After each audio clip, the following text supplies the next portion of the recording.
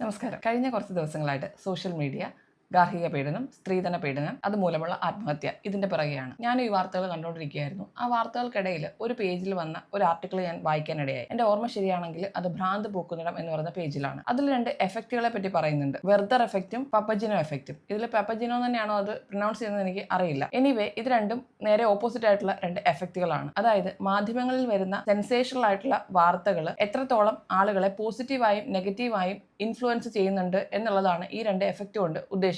ഇതിൽ വെർദർ എന്ന് പറയുന്നത് നെഗറ്റീവും പപ്പജിനോ എന്ന് പറയുന്നത് പോസിറ്റീവായിട്ടുള്ള ഇൻഫ്ലുവൻസ് ആണ്. ഒന്നുമില്ല, വെർദർ എഫക്റ്റ് എന്ന് പറഞ്ഞു കഴിഞ്ഞാൽ മാധ്യമങ്ങൾ ഇത്തരം സെൻസേഷണൽ ആയിട്ടുള്ള നെഗറ്റീവ് വാർത്തകൾ വരുമ്പോഴത്തേക്കും തുടരെയായി അത്തരം സംഭവങ്ങൾ ആവർത്തിക്കപ്പെടുന്നു. പപ്പജിനോ എഫക്റ്റ് എന്ന് പറയുമ്പോഴത്തേക്കും നേരെ തിരിച്ച് പോസിറ്റീവായിട്ടുള്ള കാര്യങ്ങൾ നടക്കുമ്പോൾ പോസിറ്റീവായിട്ടുള്ള രീതിയിൽ അതിനൊരു സെൻസേഷൻ ഉണ്ടാകുന്നു. അത് ആളുകളിലേക്കും പോസിറ്റീവായി തന്നെ അഫക്റ്റ് ചെയ്യപ്പെടുന്നു. ഈ ഒരു ആർട്ടിക്കിൾ വായിച്ചു കഴിഞ്ഞപ്പോൾ എനിക്ക് തോന്നിയൊരു കാര്യം എന്താണെന്ന് വെച്ച് കഴിഞ്ഞാൽ ഇവിടെ സ്ത്രീധന പീഡനം മൂലം ആത്മഹത്യ ചെയ്യപ്പെടുന്ന സ്ത്രീകളെ ഡീറ്റെയിൽ ചെയ്യപ്പെടുന്നത് പോലെ ഈ സ്ത്രീധന പീഡനത്തിൽ നിന്നും അല്ലെങ്കിൽ ഗാർഹിക പീഡനത്തിൽ നിന്നും സ്വധൈര്യം ഇറങ്ങി വരുന്ന സ്ത്രീകളെ എത്രത്തോളം നമ്മൾ ഇതുപോലെ ഡീറ്റെയിൽ ചെയ്യുന്നുണ്ട് എന്നുള്ളതാണ്. അതായത് ഡിവോഴ്സ് എന്ന് പറയുന്ന കാര്യത്തിലേക്ക് എത്താനായിട്ട് നമ്മളെ പോലെ ഒരു ജനറേഷനിൽ ജീവിച്ചിരുന്ന ആളുകൾക്ക് അത്ര എളുപ്പമുള്ളൊരു കാര്യമല്ല. മൊറാലിറ്റിയും ഇമോഷണൽ ആയിട്ടുള്ള കാര്യങ്ങളും ഒക്കെ നിലനിൽക്കുമ്പോൾ അതൊക്കെ മറികടന്നിട്ട് ഇത്തരം ഒരു ദുരനുഭവം കാരണം ഡിവോഴ്സിലേക്ക് എത്താനായിട്ട് എടുക്കുന്ന തീരുമാനം എന്ന് പറയുന്നത് വളരെ സ്ട്രോങ് ആയിട്ടുള്ള ഒരു തീരുമാനമാണ്. അതെടുത്ത എത്ര സ്ത്രീകളെ അഭിനന്ദിച്ചുകൊണ്ട് അവരെ ഇന്റർവ്യൂ ചെയ്തുകൊണ്ട്